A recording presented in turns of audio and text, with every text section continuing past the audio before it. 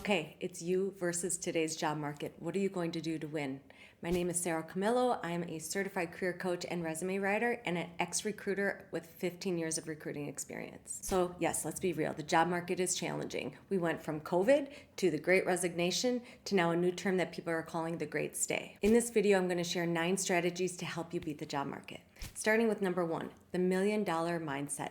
I want you to have this mindset while you're listening to this video, as well as going into your upcoming interviews. So that $1 million mindset, what is it? Imagine that you're interviewing for a job and whoever gets the job gets a $1 million bonus. How does knowing that change your approach to every interview? And what would you do different to sell yourself so that you secure this job? Knowing that bonus is out there, how does that change your mindset? How does that change your strategy and change your stories to really sell your accomplishments and your expertise? I'm not saying to lie. I'm not saying to exaggerate. I just want you to figure out a new way to sell your accomplishments, highlight those wins so that you stand out from the competition. Throughout this video, I'm going to share ways you can do just that. But first, let's talk about number 2, which is no more excuses. It's so easy to blame recruiters, blame the employers out there, blame the economy, overall just blame the market and everybody but yourself. It's time to stop doing that because you can either let it control your career, you can let those excuses control your career, or you can take ownership of it. This video is going to help you find that unfair advantage. I've talked about this in other videos as well, but it's so important to really stand out from the competition. If you're struggling in today's market and you've been interviewing for a while, it's time to change something that you're doing, make that pivot so that you can win in this competitive market. Number 3, focus on you. So reflect on your own career, go job by job, pick a highlight from every job that you've held.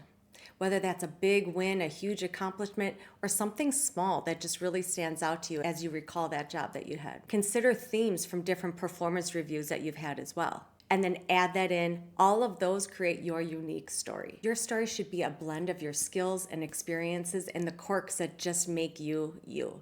It's not about just fitting into a mold like everybody else. You need to share you. Now, if you don't want to do this, fine, don't do this. But then avoiding doing something like this makes you stay exactly where you are. So again, take a step back and ask yourself, what makes my career different from everybody else's? Focus on that. That's you. Once you figure that out, we can move to number 4, which is getting out of your own way. And what I mean by that is many people freeze when they're asked to talk about their own achievements and talk about themselves in any way. And it's just time you need to work on that. You need to be able to sell yourself in an interview because I won't be sitting next to you saying, remember that story that you did? Remember that thing you did? Share that. You won't have anybody else doing that for you. You have to do it for yourself. I often tell my clients, I wish I could be there to be like, I would tell A, B, and C and just brag about you the whole time, but I can't, unfortunately.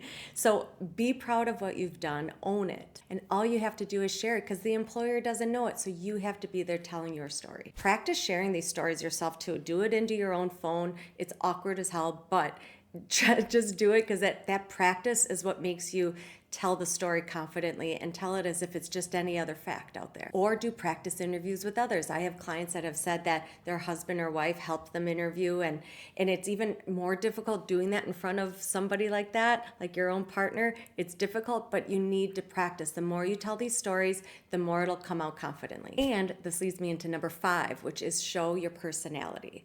So actually, my husband was recently interviewing for a position on his team, and they had a lot of people interested. It was a job that a lot of people applied for, and what stood out to those on the panel was that this person showed some personality that really stands out. So again, the job market is competitive, right? So there's a lot of people that have the same skills that you have, similar to his situation. There are a lot of people that had the skill that they were hiring for, but there was something about this guy that just stood out. And I remember a lot of my years in recruiting where hiring managers would say, okay, I'm between these 2 people, but something about her just stood out. I think she's going to be a real nice addition to our team. So again, I know interviewing is tough, but the more you practice, the more you can tell these stories again with confidence, and then it can sometimes help your personality pop. So I challenge you in your next interview, practice 3-4 stories that you know you want to share in your next interview. Practice it over and over and over. The more you do it, you're going to be more confident. You're going to show some personality. So do it for me next time and then report back. Let me know how it goes. Number 6, be creative and show your competitive edge. I really like this one.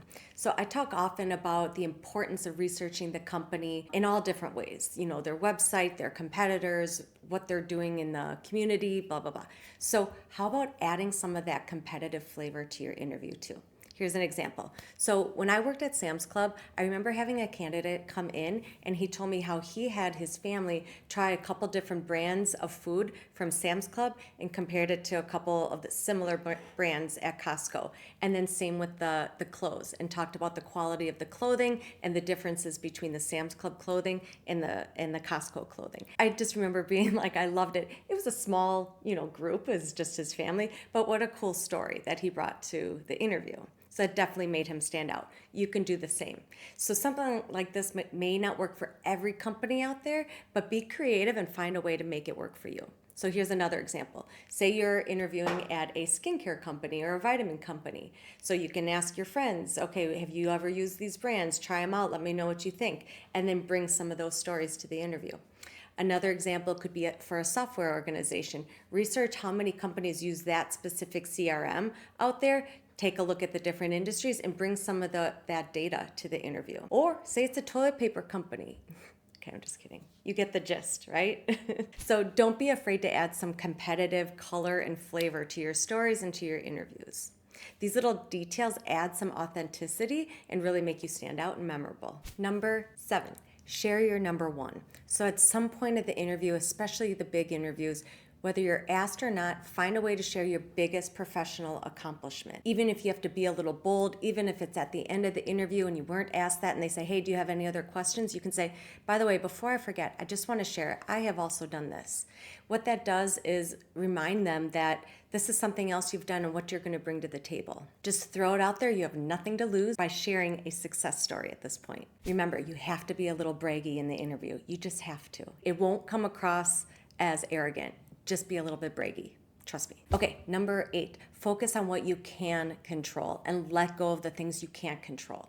So again, job searching can be extremely frustrating and overwhelming. So when you're feeling that way, write down some of those things that are frustrating to you and really take note on if it's something you can control or something that's out of your control. And then focus only on those things in your power. The things that are out of your control has nothing to do with you. Don't let that stress you out. Focus only on the things that you can control. Doing this and making this a habit helps you move forward and without getting bogged down by things out of your control and things that you can't change. Just try it. Number 9, make that big change. So review your current approach for when it comes to job searching and change something big. Even if it's something you feel like you're doing right, change it. I recently made a video that talks about things as a job seeker that you might be doing unknowingly, which is sabotaging your career. Watch that video and make that change. Take note of something that you might be doing that is not helping you by any means. So make this big change and see what happens. All right, those are the 9. Remember, it's you against the job market. So find your unique edge, share that personality, focus on things only in your control. And remember, if all else fails, those little small steps will get you closer to your goal. So if you found this video helpful, please give me a thumbs up, subscribe if you haven't already, comment below on anything else that's been working for you to beat this job market today. Set up a call with me if you need any one-on-one support. I'd be happy to help. All right, see you in the next one.